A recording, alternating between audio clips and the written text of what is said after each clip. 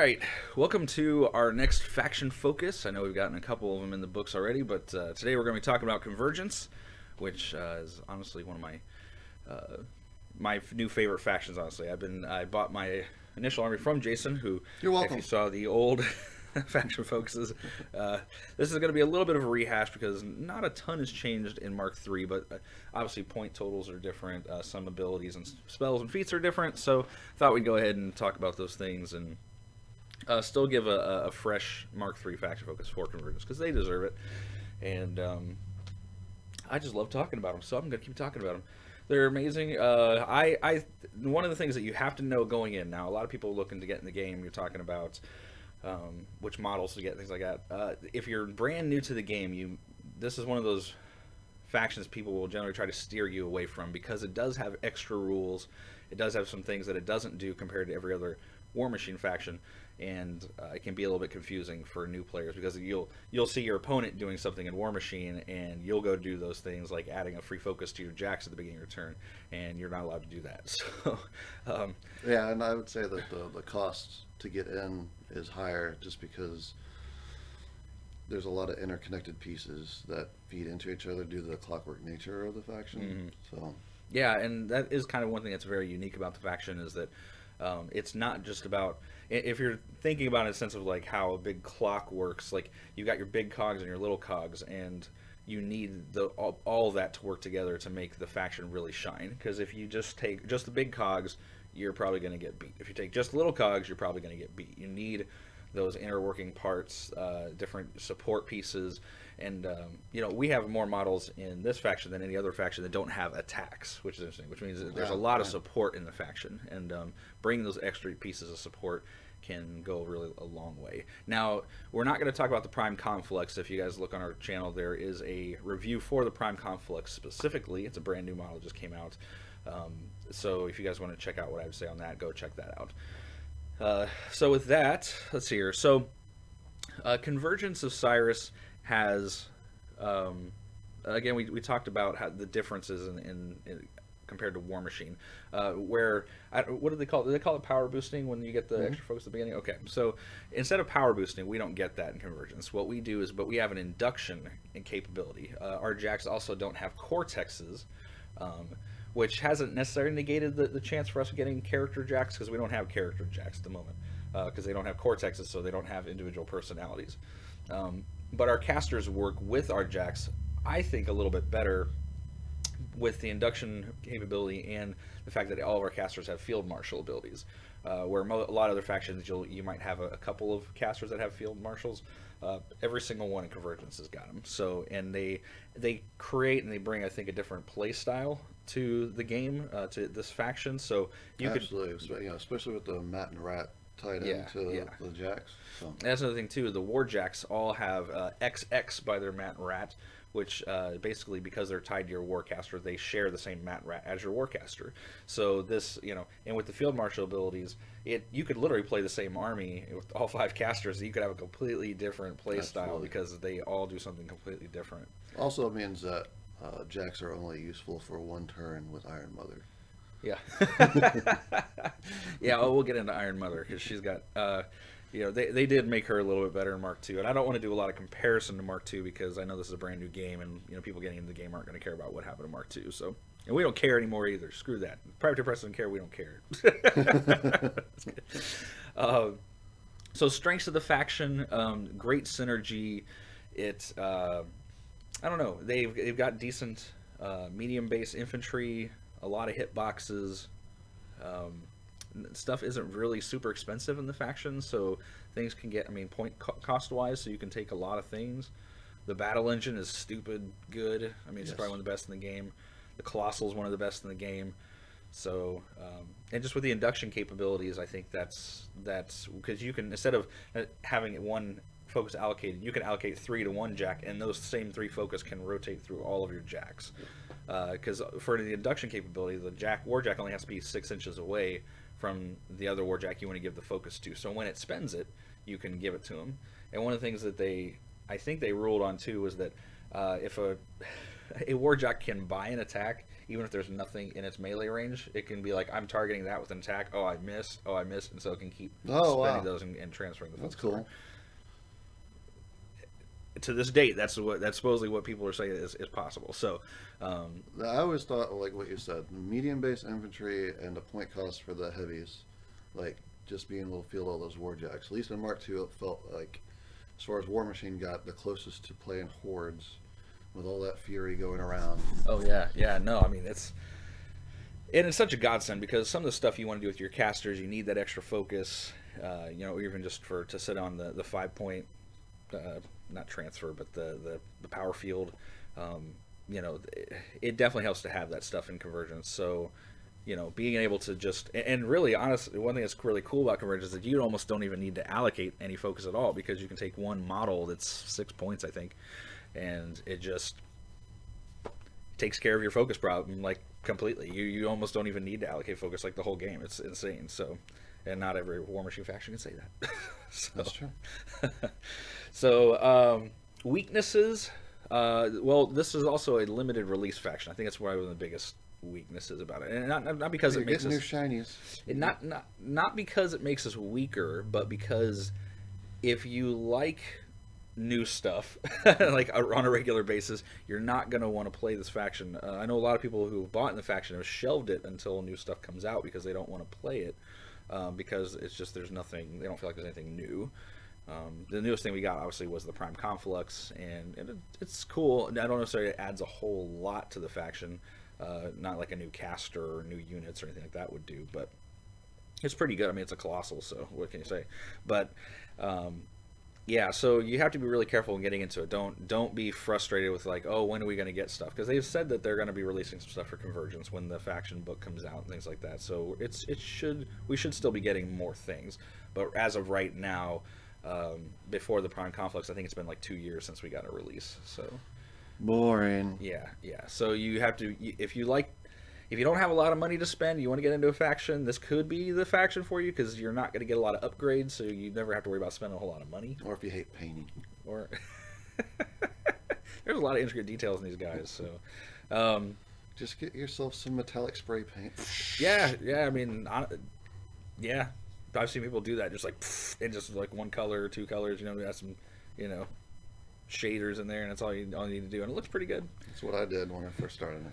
Yeah, so I've repainted everything, so you can see all the color scheme that I decided to go with. But so let's get into the battle box. So the battle box now also Convergence does not have an official battle box release, so you can't go out and buy a battle box of Convergence. Now you can find the old battle box, and it's got the same caster.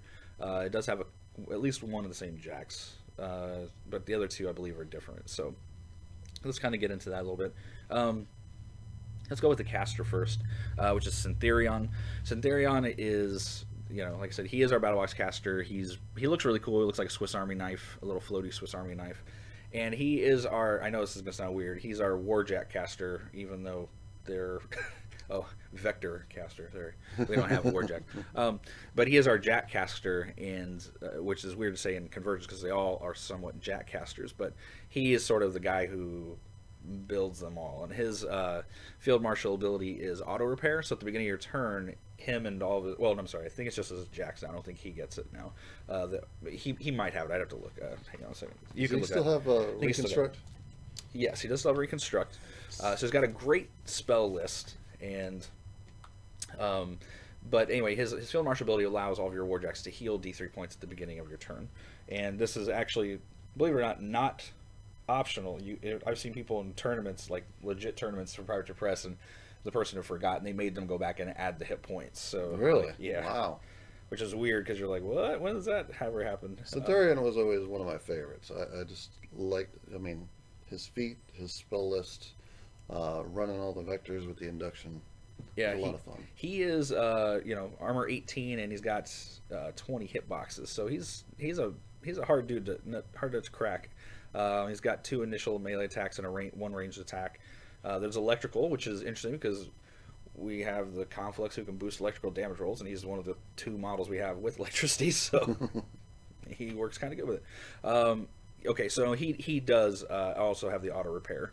Some of the field marshals nowadays, the Warcaster doesn't get. It's just for the jacks, but his is, he gets it as well. And I think with them, with Convergence, I believe, and we'll go through when we look, but I think they all have the abilities that they give out, except for Iron Mother, because obviously she doesn't need to be her own arc node. So, right. Another thing cool about Syntherion is he doesn't have to pay for upkeep spells. He automatically gets to upkeep stuff, which is pretty sick. Which he has 4 upkeep spells. So yeah, that's kind of important. He's a focus 6, so yeah, that definitely helps a lot with him. Now he can upkeep friendly spells. He can't upkeep spells that are on enemy models. He has to pay for those. So he's only got 1. And but with him, he's got a cool spell called Hot Shot, which he throws on a Warjack, and he gives it boosted damage rolls, which is really good. Captain Bart. Yeah, especially with his Warjacks that we're going to take a look at here in a minute. You can see why one of his jacks really needs that. Magnetic Hold is awesome. Magnetic Hold is sort of this really cool spell where he hits you, and then you get any models charging it get an extra 2 inches, and the model gets -2 speed and defense. So now again with the minus speed, which we'll kind of talk about here in a bit, but having the minus speed isn't necessarily as great as it was because models can now still charge. No, the wording on Magnetic Hold says they cannot charge. Oh, really? Yep. Oh, okay. Well, never mind. He's good. Axis probably have issue, but not him. So, but he's also got Reconstruct, which is a really fun spell because you throw that on a Warjack, and now the Warjack, when it dies, it gets to heal 1 damage in each aspect, and then gets placed 3 inches from wherever he was. So, obviously, Colossals can't be placed, but and it actually doesn't work on Colossals anymore, I believe. Yeah, large base or smaller. Okay, so yeah, so any other Jack you can put it on, they heal 1 aspect and they can be placed, and it's a really cool effect because now you can get your Jacks out of danger if they've gotten destroyed. It kind of pull them away and heal them up so they actually don't suffer any lost aspects the next turn, which is kind of cool. He also is our only caster with Synergy, which is a max of 3 times now instead of just infinite. But basically, whenever one of your Jacks hits a melee attack or your caster hits something with a melee attack, all the models in your battle group get a cumulative +1 to hit and damage each time one of those Jacks hits. So the initial Jack when it hits doesn't get the bonus for it, but after that the Jack gets the bonus for it, which is kind of cool. And you can do that up to 3 times. So now because since all his Jacks have his mat, he's a mat 6, so it goes up to mat 9. His stronger Warjacks can hit for between 18 and 20 base, so they can go up to 23 to 21. So it's really good. So he makes your Jacks hit ridiculously hard, and for your Colossals, I mean, now they can be up to 20 POW 24s. With the Axiom, it's sustained attack, so that's pretty sick. So he's pretty cool. His feat basically lets you. He gives all your Jacks the ability to shoot and do their melee attacks. They basically gain weapons platform, which means they can shoot. They can make their initial melee and ranged attacks, and they can shoot even while they're engaged, which is really nice. And they also, there's something else. Oh, they can charge for free. So, yeah, that's definitely helps a lot. So he's a Jackcaster. Yeah, he's definitely a Jackcaster. He doesn't have any spells that really help infantry or anything else at all. Now he can. The battle engines, though, sometimes people want to experiment a little bit with him. I would definitely recommend taking the battle engines with him.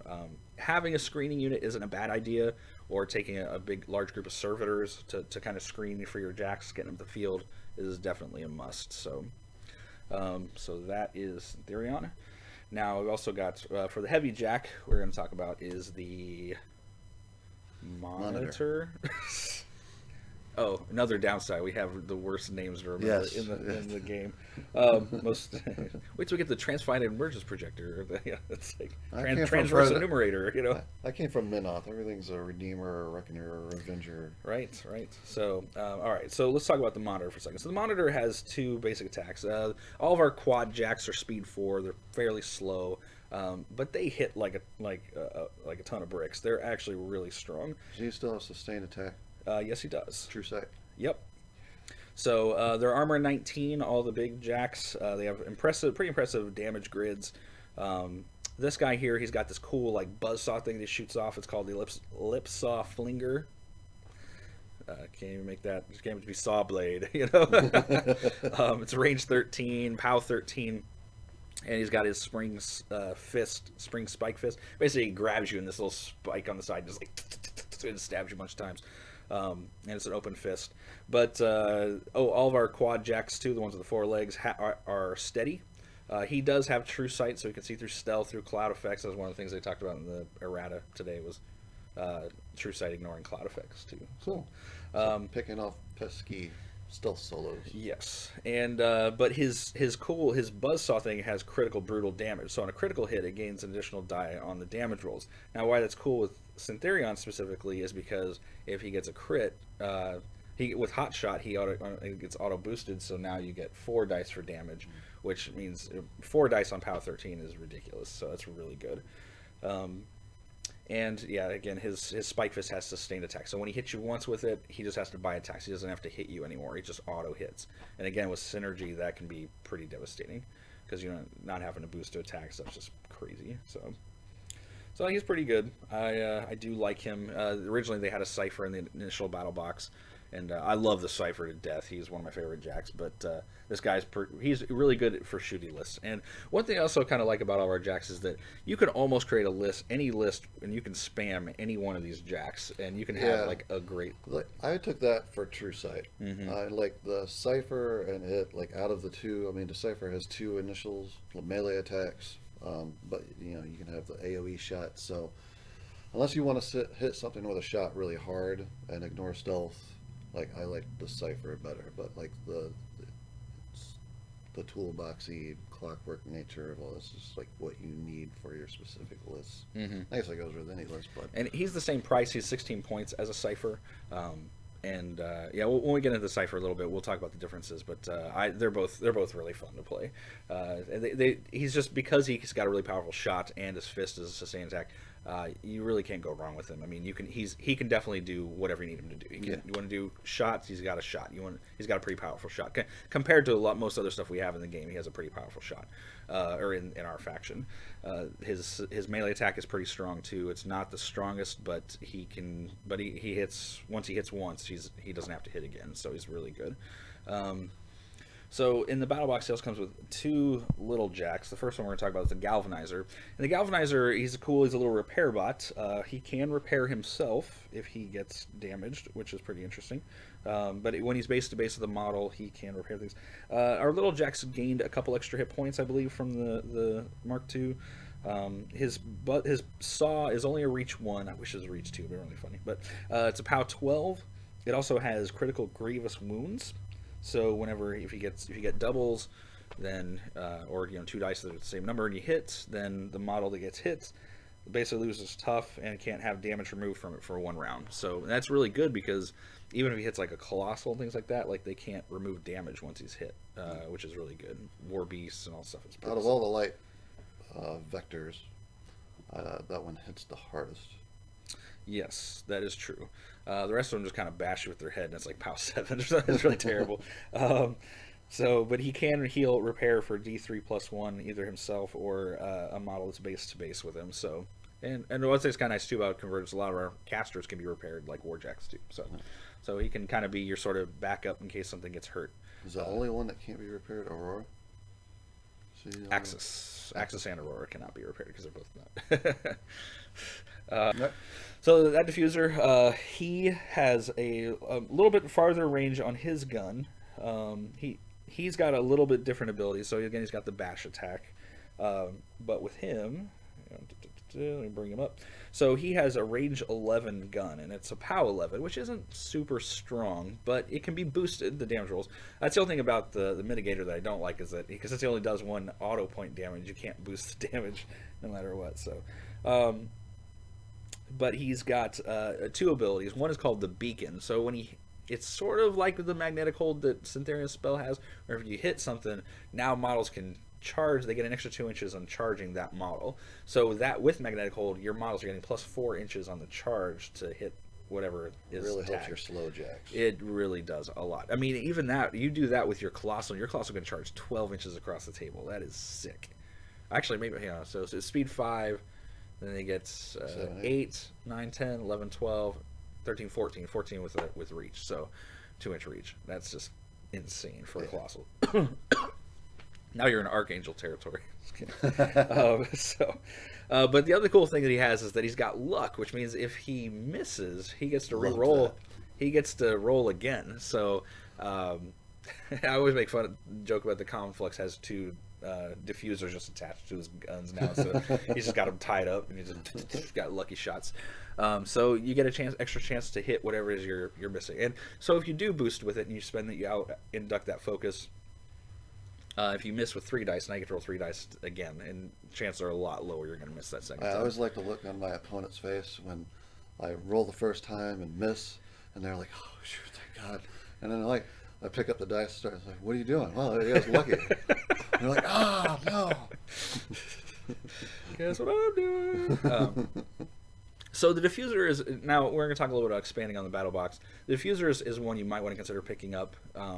At least one, and with all these guys, I'd recommend at least having 2 of each, because they're all really good. And honestly, most of these warjacks, if you have doubles of them, like starting out, if you can afford it, getting doubles of each of the warjacks is a really great idea, because they each, like I said, you can sort of mini spam a couple of different jacks, and you really get a chance to see what they can do. And when these things kind of start to stack up, and you know, we've got 2 ciphers putting out a bunch of turn of terrain templates, or 2 of the monitors, you know, hitting things with crit brutal damage. I mean, it just does a great job of, like, just sort of, I don't know, maybe they're designed that way because it's all mathematical and, you know, it's even on both sides. I don't know. The other jack we're going to talk about is the Mitigator, and Mitigator is actually one of my favorite little jacks. Of all the jacks I started spamming, he was the first one. He's the little jacks are speed 5, so a little bit faster than the big ones. The only thing I wish this was a little different is he's only range 7 on his gun. So yeah, I hated that. So he's got his headbutt attack. It's called the bash attack, which is again POW 7. But his Razor Bola, which he has, is awesome. So he has all the little jacks too. They also have circular vision, which means they have no back arc, which works a little differently now in Mark II. I believe I don't think you can make attacks in the back arc. You just don't get a backstrike bonus against them when you go to attack them. So they still have to be kind of facing whatever it is that they're going to be shooting. But his gun does 2 really cool things. So now whatever he hits, it's a 3-inch AoE. Whatever he hits automatically takes 1 point of damage no matter what. So if you got clumps of infantry together, guys with shield guard, he is just the man at taking down anything with, like, those shield walls moving up, like the ones that are like, "Oh, I'm gonna move up, I'm armor 26 now." Great. But you better hit, because you're going to be within 7 inches. Yes. Man, but even at that close, man, you might even be able to deviate off your initial target at that point. Yeah. But he also has an ability called Quake, which is fantastic, especially against warcasters who would like to hide behind their jacks or base to base with their jacks type thing. Because whatever he hits, if on a direct hit, anything in the 3-inch AoE is knocked down. So that opens up all kinds of, you know, options for ranged attacks or charging or whatever else you need to get done. Really cool. So, and these guys aren't necessarily that expensive. I think they're like 7 points. Let me check. Yeah, they're 7 points. I've got a couple lists where I spam those guys. I have 4 of them, and they get a lot of work done as far as, like, moving things up, knocking things down. You can use these guys to knock things down and have your Colossal come in and start harpooning things closer and killing it, and just rinse and repeat. It's so good. Hitting things with your battle engine, you know, just anything with Snake Eyes, and you can put all those servitors and the damage roll. Ooh, so good, so good. Great jack. The only other light jack, which, and this is if you're talking about things you have to buy, this is an auto buy, is the Corollary. Now the Corollary, this is the piece that, like, helps you get all your focus on the table. He's a walking focus battery, floating focus battery, because he has Pathfinder, speed 6. So he's actually, I think, the fastest of our jacks.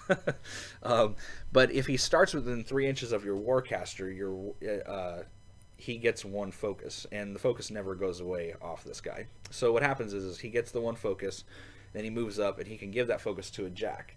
That's one of the special abilities that he has.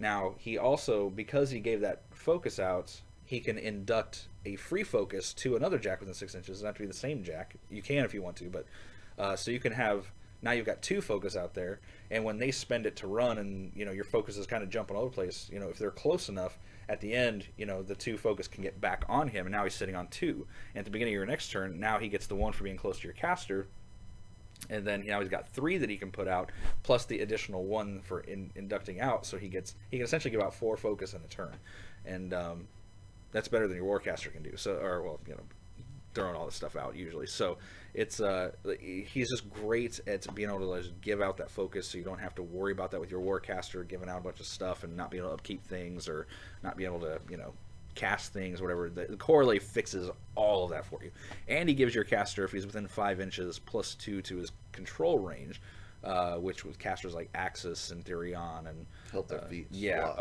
a lot. Even Iron Mother is kind of crazy. So just great. And there's nobody playing Convergence that would not tell you to this be your first purchase after your battle box.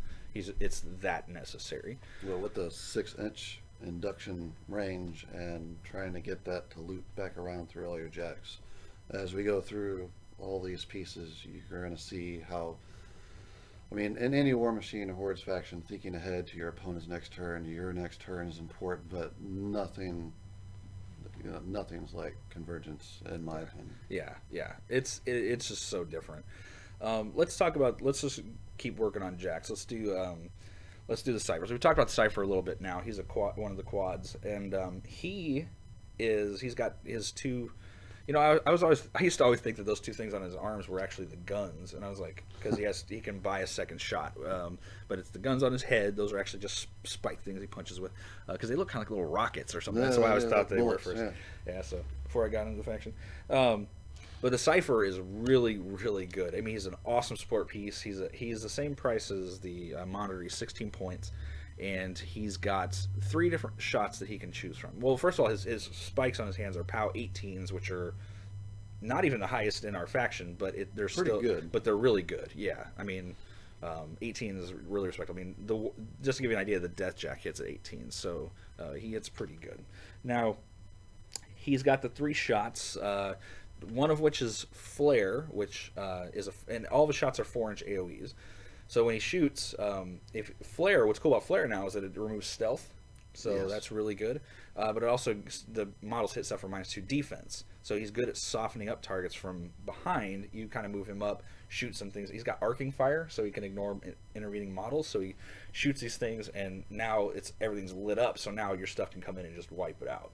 So he's really good support piece, but he's also got things which I find is really fun with taking a pair of these guys and being able to spend the focus to get the extra shot, is that when you put down he can make rough terrain templates, and now he can make 2 4-inch rough terrain templates. You got 2, now you can put 4 of those things out there. If somehow you want to spam it, you got 3, now you got 6 or more, and they can really slow down armies like Khador, Signar, a lot of guys that don't have Pathfinder initially, I would say Crix, but Crix has kind of gotten a little bit better at Pathfinder and Ghostly. But other factions that can't ignore rough terrain, Menoth, it just slows them down. They cannot get through, and it really gives you the rest of your models a chance to get up the field and get into a better position to get the Alpha Strike. So really good for that. Yeah, I always thought he was the best support, toolbox jack. He does a little bit of everything pretty well. Mm-hmm. He has his last shot, which is one I find the only time I really use this shot is when he's with Syntherion and I've got hot shot on him, so he gets the extra dice. He basically does a POW 6 blast damage to anything he hits, which isn't strong. It's really, unless you're boosting the damage roll, it's going to be really hard to kill whatever you shoot at. So usually I find myself more doing the rough terrain or the Flare more so than the POW 6 blast. My press gangers hate that, and Satixis. Well, if you got the that's true. No, that's true. You look at other things that suffer. Nis, usually armor 11s. Yeah. So it's not impossible to kill things. But another thing too, I thought about weakness-wise for our factions. We have very few if any, magic weapons at all in this faction. You have to sort of take one unit, which we'll get into later, to give out magic weapon, because even most of our casters don't have magic weapons, and that's crazy. I always remember there wasn't a lot of ways to boost hitting power. There are a couple spells you can do, but there's no any Ayana and Hold or Ragnar. Yeah, that's kind of why you need to take the mitigators, knock things down, or because you sort of have to do that stuff to get it. Now there's the one. Aurora, I've found that I've got a list with Aurora and Follow Kant that both have, I have zero trouble hitting anything like ever, because Well, Follow Kant has positive charge. And yeah, that positive solves a lot of charge trouble. is stupid good. All right, we'll get into him too here in a minute. So the last quad jack we're going to talk about is the inverter, and the inverter is the hardest heavy hitting. hitter. Yeah, he's the hardest hitting jack. He only just barely shyly doesn't hit as hard as a colossal, but he's got he has 2 attacks which both are 2-inch reach. Now one is when it hits, it auto knocks down, and it's a POW 20, which is stupid good. Love it. And that's the one that your opponent really is trying to avoid at all costs. When your opponent is scared of your war jacks, this is the one he's scared of. I guarantee it. So, so that's his macro pummeler that hits for POW 20, and then he's got his meteor hammer, which is a chain weapon, so it ignores shields and things like that, and it's a POW 17. That's pretty good. Now the only thing about his you're like, oh well, obviously POW 20. Why don't you take, because he's actually, I think he's cheaper than those two by 1 point. I was like, why would you just take him and just hit everything with the 2 3? Well, you can only hit once per round. You can only with the macro pummeler. So you know, you hit it once, and then that's it. Now you got to hit him with your POW 17s, which isn't bad. I mean, it's like, I think overall, I think versus a Cypher, I think he puts out like 1 more damage point on average. But if you charge and connect with a POW 20. Usually, that's usually game over. Especially as a caster, it's probably over at that point. But really great. So, and he's a great defensive piece. A lot of people will park those guys next to their casters and just wait for stuff to get close, and just and now your caster can go in and finish it off. And it's a great idea. I mean, it's super good. And we've got some great melee options to the casters with great melee, you know, 6s and 7s and things like that, and 8s for a round or turn. So they hit pretty reliably, which is good. So those are the 3 heavies.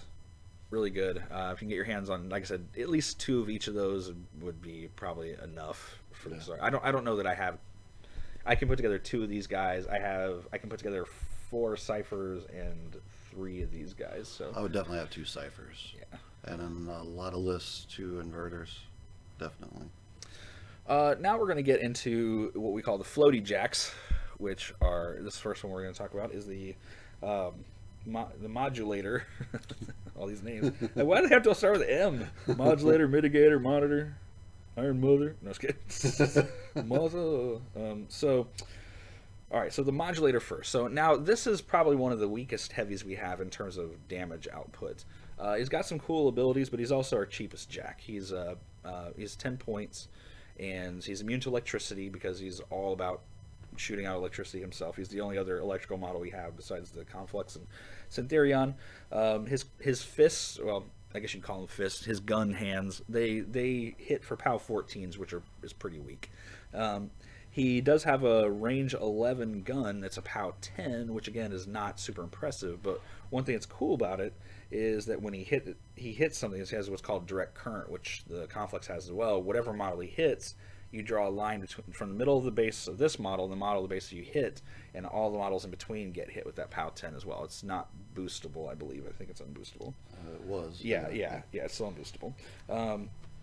He does have an interesting thing too called a plasma nimbus, which basically means that when he gets hit, as long as he wasn't killed, whatever hit him takes a POW 10 electrical damage roll, unboostable electrical damage roll too. So not bad against infantry who are trying to go up and kill him. Yeah. So you get hit by something with fairly low armor. Even on a damage spike, you can kill pretty powerful infantry just because they accidentally because they go up to try to engage him. So I never had a use for him. I think he looks cool.